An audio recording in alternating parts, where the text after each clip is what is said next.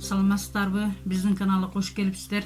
Бүгүн биз витаминге бай болгон капуста салатын көрсөтүп беребиз.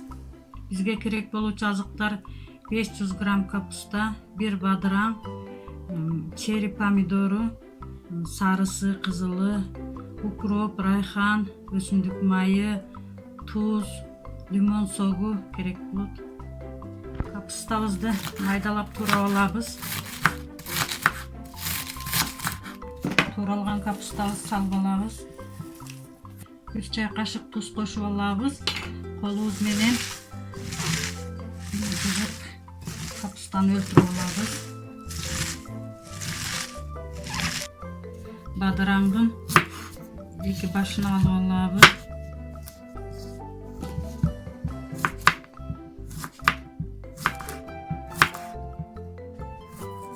Тууралган бадыраңды кошуп алабыз. Помидорубузду да туурап алабыз.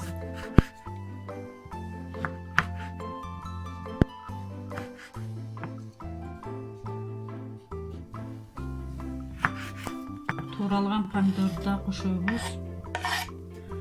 Укроп менен райханды майдалап туурап алабыз.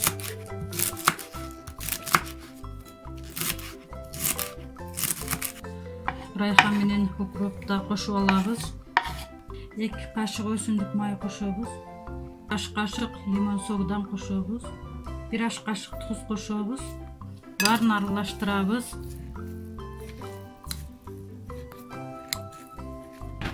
Витаминге бай болгон салатыбыз мына даяр болду. Тамагыңыздар даамдуу болсун. Сиздер да даярдап көрүңүздөр. Биздин каналга кошулуңуздар. Саламатта калыңыздар.